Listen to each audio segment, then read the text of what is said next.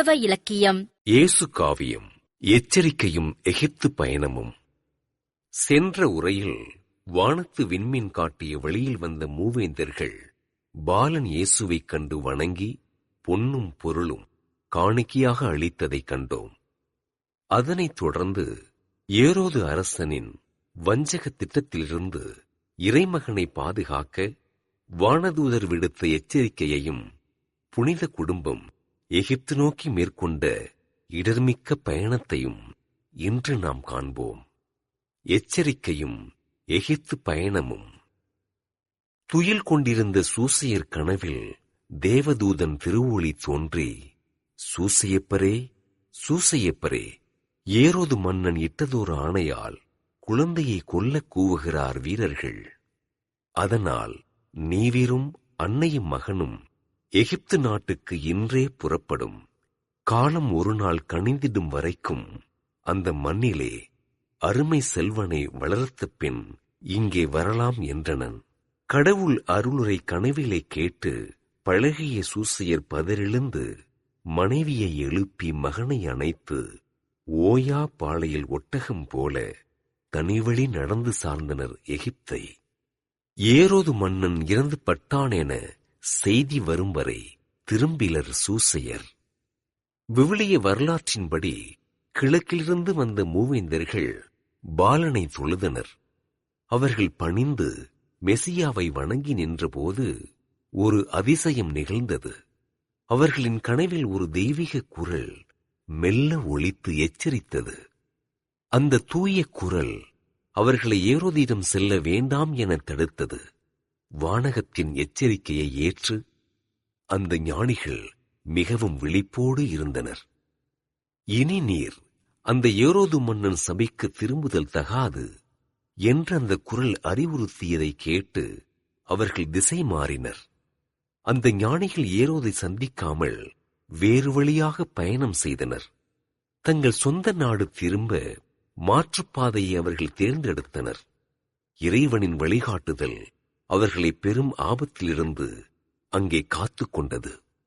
மூவேந்தர்கள் பாலன் இயேசுவை இடத்தை விட்டு புறப்பட தயாரானார்கள். அவர்கள் செல்லும் முன் ஆணி பொன்னையும் அரும்பெரும் தூபத்தையும் வைத்தனர். வெள்ளை போலத்தையும் காணிக்கையாக பாலன் இயேசுவின் திருவடியில் வைத்து வணங்கினர். தங்கள் அன்பின் அடையாளமாக உயர்ந்த பொருட்களை இறைவனுக்கு அவர்கள் அளித்தனர். காணிக்கைகளை செலுத்திவிட்டு அந்த புண்ணியவான்கள் கிழக்கே நோக்கி திரும்பினர்.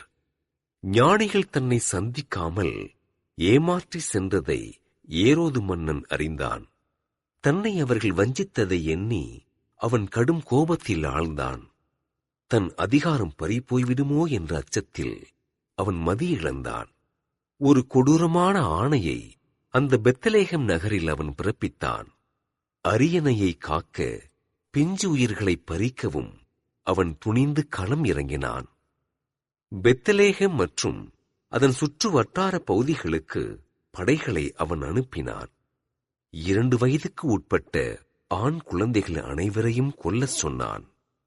வீரர்கள் வாளெடுத்து அந்த ஊரின் அமைதியை முழுமையாக சிதைக்கத் தொடங்கினர்.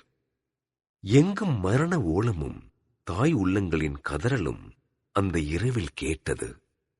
இந்த இக்கட்டான சூழலில் இறைவன் மீண்டும் ஒருமுறை சூசையப்பருக்கு தோன்றினார். அந்த நள்ளிரவில் சூசையப்பர் ஆழ்ந்த துயிலில் அமைதியாக குடிக்கொண்டிருந்தார். அவரது கனவில் ஒரு வானதூதர் பேரொளியோடு மீண்டும் தோன்றி, சூசையப்பரே, சூசையப்பரே என்று அவரை உருக்கமாக அழைத்து துயில் எழுப்பினார். தூதரின் குரலில் இருந்த அவசரம் ஏதோ ஒரு ஆபத்தை உணர்த்தியது. இறைவன் தனது மகனை பாதுகாக்க சூசையப்பரை மீண்டும் ஒருமுறை தேர்ந்தெடுத்தார். ஏரோது மன்னன் இட்ட ஆணையால் வீரர்கள் தேடுகிறார்கள் என்று கூறினார். குழந்தையை கொல்ல கூவுகிறார் வீரர்கள் என்ற பயங்கர செய்தியை தூதர் அறிவித்தார். அந்த செய்தியை கேட்டு சூசையப்பரின் தந்தை இதயம் அங்கே பதறியது. ஆபத்து நெருங்கிவிட்டதை உணர்ந்து அவர் உடனடியாக செயல்பட வேண்டியிருந்தது. பாதுகாப்பான இடத்திற்கு பாலனை அழைத்துச் செல்ல வானதூதர் வழிகாட்டினார். நீரும் அன்னையும் மகனும் எகிப்து நாட்டுக்கு இன்றே புறப்படும் என்று வானதூதர் சூசையப்பருக்கு தெளிவான ஒரு கட்டளையை அங்கே இட்டார். தாமதிக்காமல் அந்த இரவிலேயே பயணத்தை தொடங்க வேண்டும் என்று அறிவுறுத்தினார்.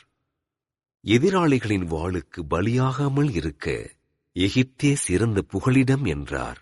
இறைவனின் ஆணைக்கிணங்க அந்த புனித பயணம் அங்கே தொடங்கவிருந்தது. காலம் ஒரு நாள் கனிந்து அங்கே நிலைமை மாறும் வரை அந்த அந்நிய மண்ணிலேயே குழந்தையை வளர்த்து பாதுகாக்குமாறு வானதூதர் அவர்களுக்கு அறிவுறுத்தினார். எதிரிகளின் கொட்டம் அடங்கும் வரை எகிப்து பாதுகாப்பான இடமாக கருதப்பட்டது. இறைவன் இட்ட அந்த திட்டத்தை சூசையப்பர் முழுமையாக தனது மனதில் ஏற்றார். குழந்தையின் எதிர்காலம் அந்த தூர பயணத்தில்தான் அடங்கியிருந்தது. இறைவனின் அருளுரையை கனவிலே கேட்டு பழகியவர் சூசையப்பர். அவர் எவ்வித தயக்கமும் இன்றி உடனடியாக துயில் களைந்து அங்கே பதறி எழுந்தார். இறைவன் சொன்னால் அது உண்மையாகவே இருக்கும் என்ற அசைக்க முடியாத நம்பிக்கை, அவரது விசுவாசம் அந்த இக்கட்டான சூழலிலும் சற்றும் குறையாமல் அங்கே நம்பிக்கையோடு இருந்தது. உடனடியாக பயணத்திற்கு தேவையானவற்றை அவர் அந்த இருளிலே செய்தார். ஆழ்ந்த உறக்கத்தில் இருந்த தனது மனைவியையும் மகனையும் அவர் மெல்ல எழுப்பினார். சூழ்ந்துள்ள பெரும் ஆபத்தை அவர்களுக்கு மிகவும் நிதானமாக அங்கே அவர் எடுத்துக் கூறினார். மரியாளின் கண்கள் கலங்கினாலும் இறைவனின் திருவுளத்திற்கு அவர் தலை வணங்கினார். பாலன் இயேசுவை தனது மார்போடு அணைத்தபடி அன்னை பயணத்திற்கு தயாரானார். அந்த புனித குடும்பம் எவ்வித புகாருமின்றி இறைவனின் வழியில் நடக்கத் தொடங்கியது. ஓயா பாளையில் ஒட்டகம் போல என சூசையப்பரின் மன உறுதியை பாடுகிறார் கண்ணதாசன். அந்த பயணத்தின் கடினத்தன்மையை இந்த ஓமையின் மூலம் நமக்கு எடுத்துரைக்கிறார். முடிவில்லாத மணல் பரப்பில் அவர்கள் தங்களின் தாகத்தையும் வலியையும் தாங்கி நடந்தனர். எந்த ஒரு வசதியும் இல்லாத அந்த பாலைவன பயணம் மிகவும் கொடுமையானது.